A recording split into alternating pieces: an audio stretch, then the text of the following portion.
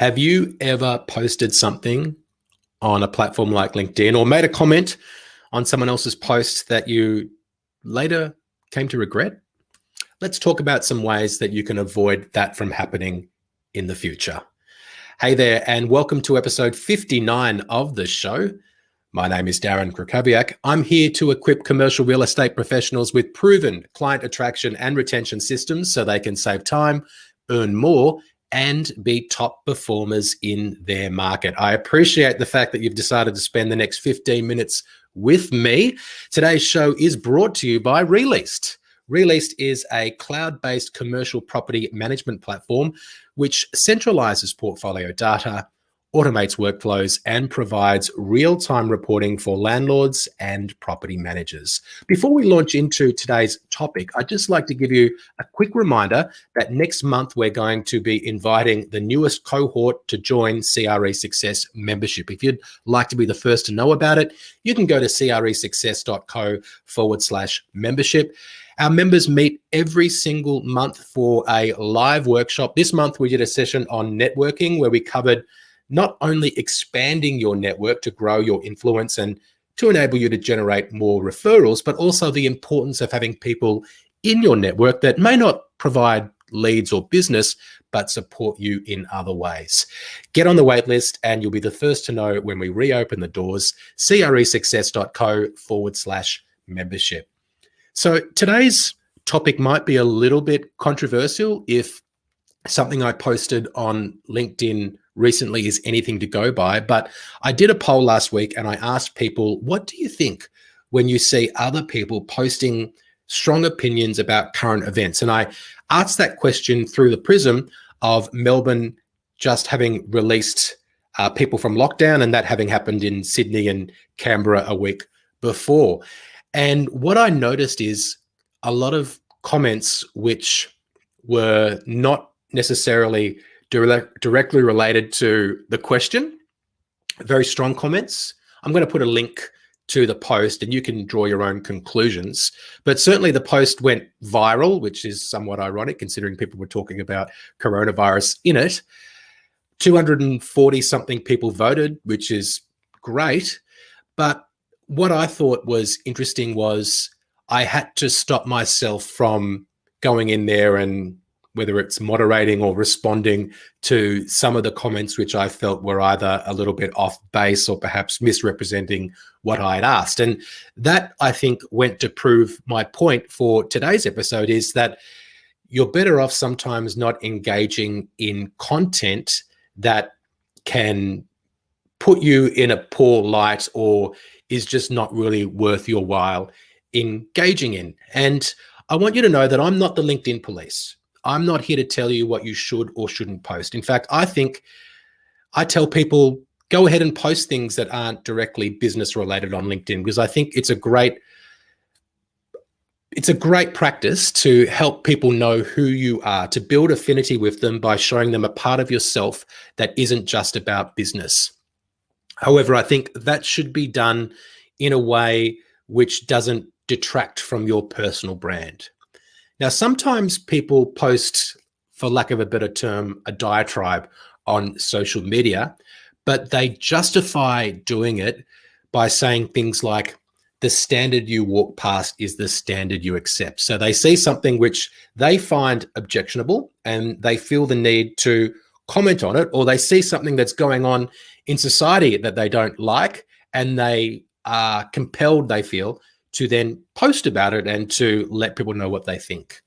And I think the idea of the standard that you walk past is the standard you accept is certainly true in real life or offline. So if you're sitting on public transport and you see someone acting in a very antisocial way, perhaps they're being racist to someone else riding on public transport, and you're in a position to do something about it, then of course you should do something. And then that would be the standard that you walk past is the standard you accept. But if you make it your business to comment on everything that you see on social media that you do find objectionable, then you're going to be spending a lot of time on social media because a lot of the things on social media are quite objectionable.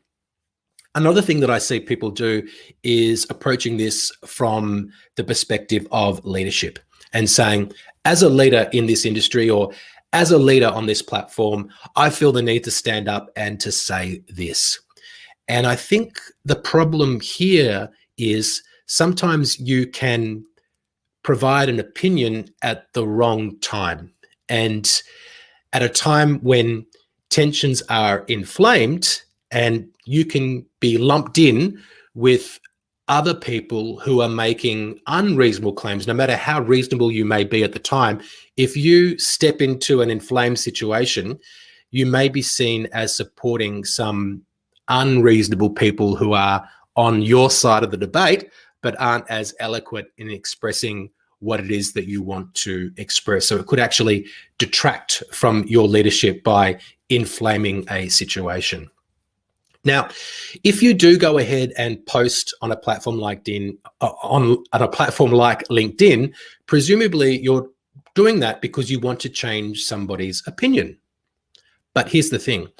You are going to change people's opinion when you post on platforms like LinkedIn, but very rarely is it going to be their opinion on the topic. It's more likely to be that their opinion of you will change, because if they agree with you, then yes, they may have a stronger opinion or a stronger affinity with you. If they disagree with you vehemently, then their opinion of you may change because they don't appreciate your stance.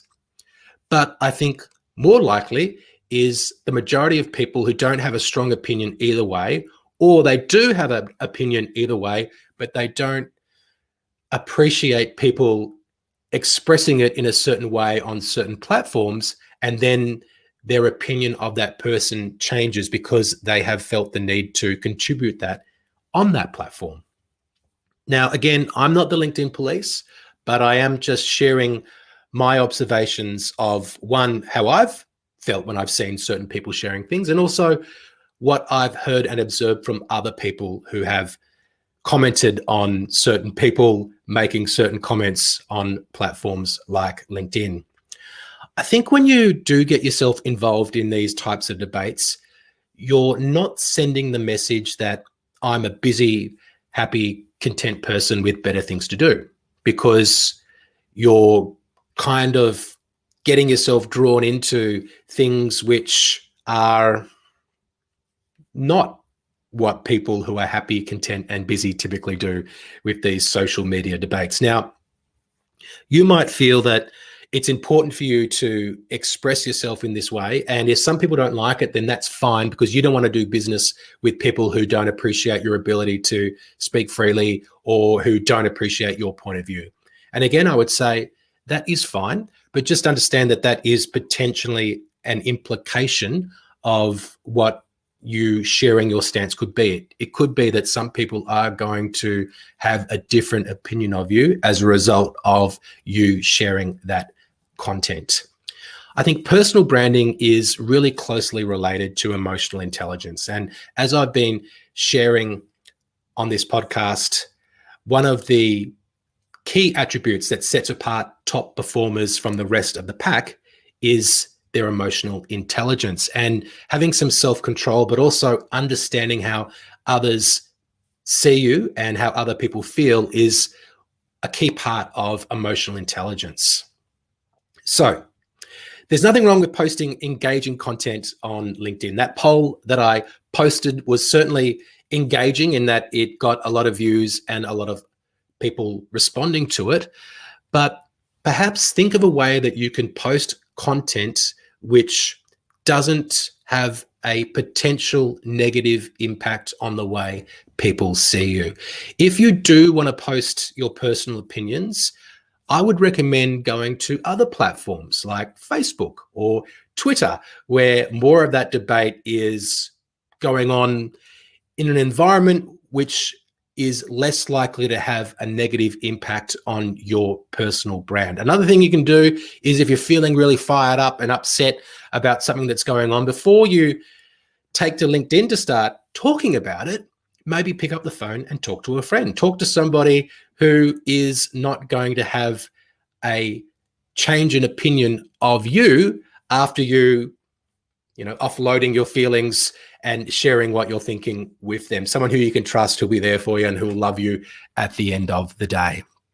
I do hope that with the lockdown ending, which I think everyone can agree is a good thing, that the temperature will come down and people will, go back to being a little bit less stressed, because the lockdown has certainly, in Australia, where it's been ongoing for a long time, in Melbourne in particular, has impacted people. And I appreciate that. And I understand people have been going through a tough time. I'm just saying that cancel culture is a real thing. And while I don't agree with it, and I don't think it's fair, some people will continue to judge others based on their capacity to handle a situation which everyone else is forced to go through, and not everyone, or hardly anyone, likes.